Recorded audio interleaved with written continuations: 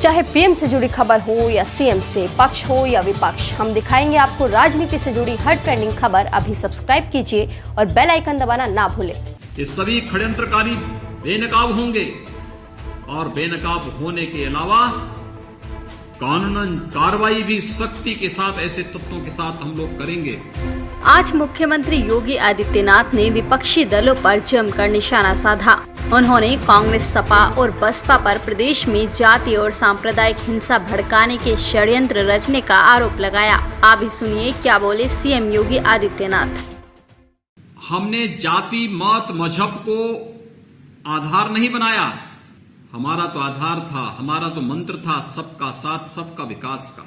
आदरणीय प्रधानमंत्री मोदी जी ने जो एक संकल्प 2013 में देश की जनता के लिए लिया था कि हम विकास सबका करेंगे, लेकिन तुष्टीकरण किसी का नहीं। विकास की योजनाएं, लोक कल्याणकारी योजनाएं सबके घर तक पहुंचाएंगे। न जाति, न मत, न क्षेत्र, न भाषा। ये केवल घोषणाएं नहीं थी, ये केवल वायदे नहीं थे।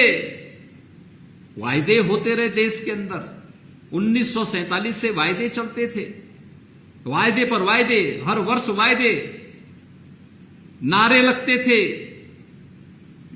लेकिन इन गरीबों के बारे में वास्तविक कार्य 2014 के बाद से प्रारंभ होते हुए गए और ये आज सबके सामने देखने को मिल रहा है। हमने वायदा नहीं किया, हमने कायदे से उसका जो हक बनता था उस हक को उस तक पहुंचाने का कार्य किया है। और यही भारतीय जनता पार्टी को अन्य दलों से अलग करती है। 592 वर्षों के बाद अयोध्या में भगवान श्री राम के भव्य मंदिर के निर्माण कार्य प्रधानमंत्री जी के करकमलों से प्रारंभ हो गया है और अयोध्या में हम एक आधुनिक एयरपोर्ट का निर्माण भी भगवान श्री राम के नाम पर करने जा रहे हैं। लेकिन ये वायदों पर, झूठे नारों पर, जाति, क्षेत्र, मत और मजहब के आधार पर समाज को बांटने वाले लोग आज भी अपनी विभाजनकारी उस मानसिकता से बाज नहीं आ रहे हैं। आज भी वह पीढ़ी दर पीढ़ी विभाजन की मानसिकता उनके मनोमस्तिष्क पर उसी रूप में हावी हो रही है। इसलिए वे विकास उनको अच्छा नहीं लग रहा है, ये डेवलपमेंट उनको अच्छा नहीं लग रहा है, ये लोक कल्याण उनको अच्छा नहीं लग रहा है। गरीब के पास पहुंचने वाली शासन की योजनाएं उन्हें अच्छी नहीं लग रही हैं। और यही कारण है कि वे षड्यंत्र पे षड्यंत्र रचते जा रहे हैं, रोज नए षड्यंत्र को जन्म देना। आप सुन रहे होंगे इन सभी नमूनों के एक एक वक्तव्य, एक एक कृत्य जनता के सामने साफ गोई के साथ सामने आते हुए दिखाई दे रहे हैं।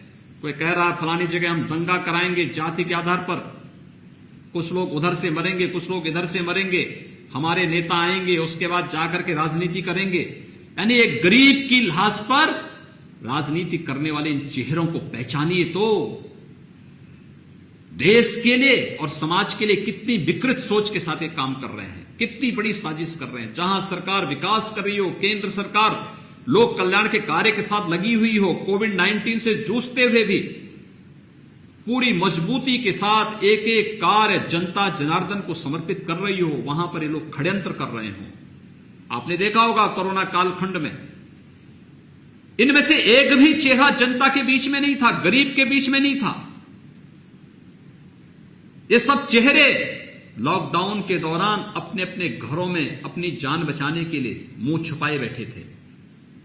लेकिन षड्यंत्र करने के लिए जैसे ही अनलॉक की कार्रवाई हुई, इनके षड्यंत्र प्रारंभ हो गए और उनके षड्यंत्रों के माध्यम से गरीब की योजना, गरीब के लिए आने वाली योजना को कैसे चट करना है, जब उसमें इनको अवसर नहीं मिला तो उन्होंने अपने षड्यंत्र का जाल का विस्तार ऐसे कर दिया कि गरीब के जीवन के साथ ही खिलवाड़ करना प्रारंभ कर दिया और एक लगातार ये चल रहा है।